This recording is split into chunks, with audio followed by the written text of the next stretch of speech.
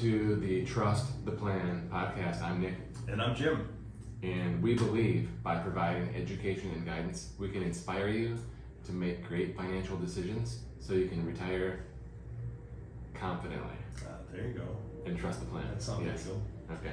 So today, we want to talk about retiring in a down market. Right? What if you want to retire right now? Yeah, it's a timely topic, isn't it? It is. There was an article in the Wall Street Journal last week that really I thought was interesting, and I thought it could be a good topic for today. Mm-hmm. So, we're retiring in a down market. We're seeing that right now, and the whole point of the article and what we talk about with clients a lot is the first few years of retirement, how your portfolio performs is a very important piece of the puzzle. Mm-hmm. Right? We call it sequence of returns risk. So if you retire and then we have a down year, so if you retired last year and then now here's your first year, it can cause a lot of anxiety, and it's really unlucky. Mm-hmm. Right? Because you can't pick the sequence of returns. That's one thing we cannot control with all of our forecasting. Right. I want to tell a story about my mom. Mm-hmm. Hi, Mom. She retired in September of 2007. So this is like Bear Stearns, Yeah. right? And then everything's gonna be okay, but then the real puke comes in 2008. So Yeah. It So- lasted a while too. not collecting Social Security Mm-hmm. because too young. Mm-hmm. So you have a portfolio that's down, Mm-hmm. okay, and a mortgage. Yeah. It's like really anxiety ridden, right? Right. Yeah, I mean, if you think about it, even without a down market, right, just retiring in general is difficult because you're pivoting from living off of income to now living off all of these assets that you accumulated over time, right? So we usually have a one-way mind, right? It's save, save, save. And then all of a sudden now you're in retirement and it's withdrawal, withdrawal, withdrawal, and it takes something to get used to regardless of what the market's doing, but in a down market it magnifies it tremendously. Absolutely. So let's talk about an example, right? Mm-hmm. Let's say you retire today with $1 million, or maybe on 12/31/21. Mm-hmm. Let's say you have $1 million, and the plan is to take out 4%, right? Mm-hmm. 4% rule.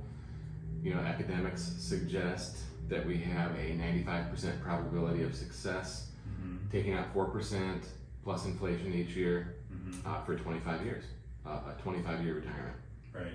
So, So- 40,000, but Yeah. then include Social Security would be on top of that typically, right? Yeah, so you have, maybe Social Security, maybe a pension, Mm-hmm. and then you take out 40,000 gross from the portfolio if you have $1 million. Mm-hmm. So, you'd expect that takes you down to 960, Mm-hmm. and then let's say your portfolio is down 15%, so that would take you down to 816 by the end of the year, right? Mhm. In a simple math situation. So you started retirement with an expectation of 40,000 income from the Mhm. portfolio, and then in year 2, your 4% from your 816 would only be 32,000. So you're taking a pay cut, Mm-hmm. right? Right.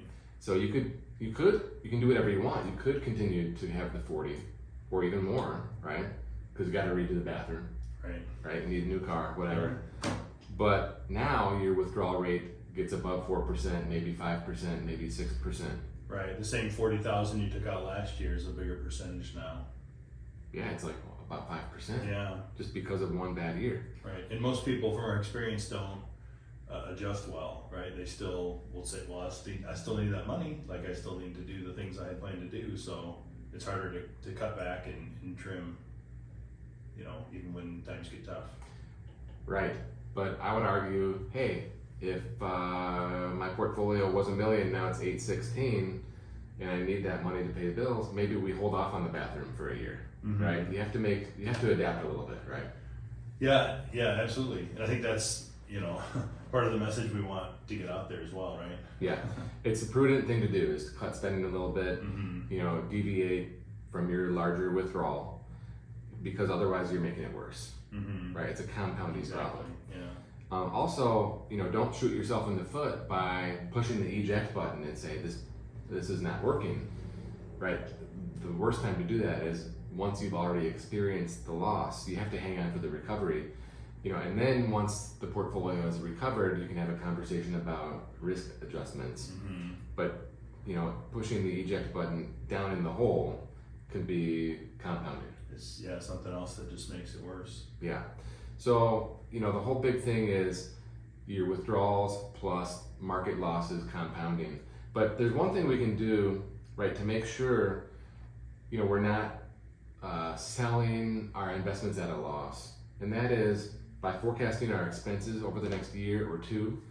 We call it the peak income conductor methodology philosophy. Mm-hmm. So if we know that we have this $40,000 income need, we want to have that $40,000 itself in safe money. Mm-hmm. So as we're making withdrawals month after month or quarter after quarter, we're not actually selling down in the hole to free up that particular piece of income.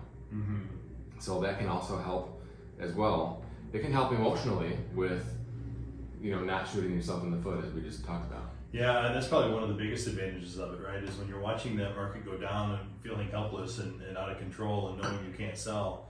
But if we have this bucket of money set aside safe on the side that we know is not as exposed to the volatility of a crazy market, and we know that our needs for the next month, 2 months, 3 months, 6 months, whatever, are safe in there, it gives you some peace of mind and buy you some time.